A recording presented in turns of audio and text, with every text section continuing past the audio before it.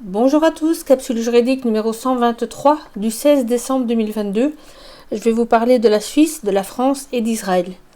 En Suisse, tout d'abord, un banquier nommé Pascal Najadi s'est exprimé pour expliquer qu'il avait déposé plainte au pénal contre Alain Berset, qui est conseiller fédéral suisse et futur président de la Confédération suisse.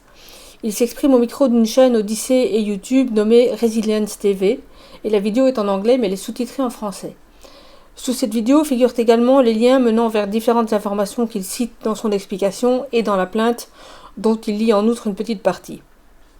Ayant déposé la plainte à titre privé, il explique que cela lui permettra d'avoir accès à l'ensemble du dossier pendant la procédure, et la plainte concerne bien sûr les mesures Covid prises sous la direction d'Alain Berset et du ministre de la Santé, et vise également les déclarations faites par ce monsieur Berset, selon lesquelles le certificat Covid permettait de démontrer qu'une personne n'était pas contagieuse, ce qui avait contribué à tromper la population, notamment sur l'efficacité des injections, et avait entraîné un vote favorable du public lors d'un référendum concernant justement la mise en place de ce pass sanitaire ou vaccinal. Je ne sais plus comment ils ont articulé leurs mesures.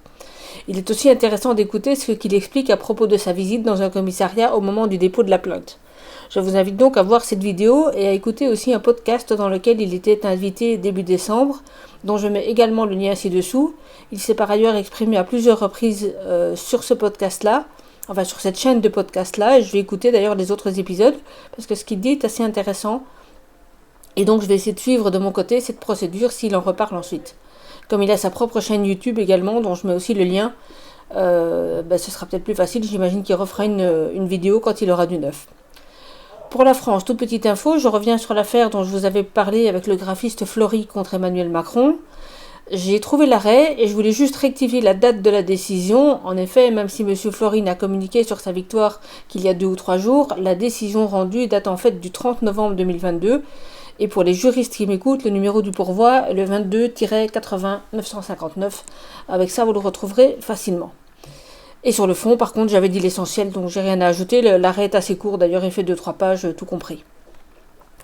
Alors Israël maintenant, le ministre israélien de la Santé devait témoigner devant un tribunal dans le cadre d'une requête soumise au tribunal de district de Jérusalem. Alors j'ignore quel est l'objet exact de cette requête, c'était pas précisé dans l'article sur lequel je me base, mais il a été demandé au ministre de produire le contrat signé avec l'entreprise Pfizer, et le ministre a répondu que malgré des recherches approfondies, l'accord signé avec Pfizer concernant les vaccins n'aurait, je cite, pas été localisé. Alors l'avocate du ministère précisait, toujours selon l'article de la chaîne I24, dont le lien est ci-dessous, je cite, « Nous avons cherché dans tous les endroits, y compris le bureau du PDG et le service juridique. » Fin de citation. Je ne sais pas ce qu'il faut dire en fait. Ce serait, si c'était pas aussi dramatique et catastrophique en termes humains, ce serait vraiment une comédie et un clown, mais enfin on peut même plus rigoler en fait. C'est vraiment consternant.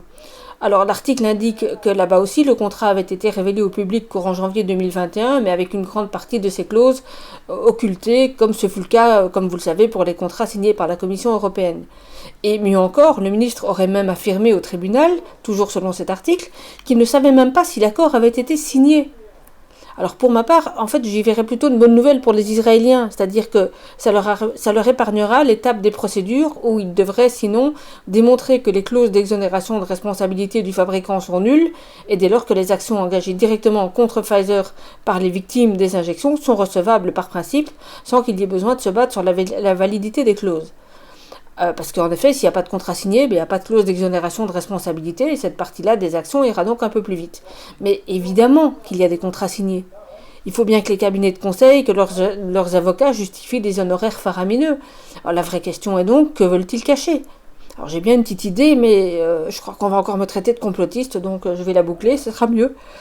Et sur ces belles paroles, je vous laisse pour aujourd'hui, et je vous souhaite un très bon week-end, à très bientôt, tenez bon, et savourez toutes les infos, parce que ça sort vraiment de partout, ça commence à être très très très très intéressant. À bientôt, au revoir, tenez bon.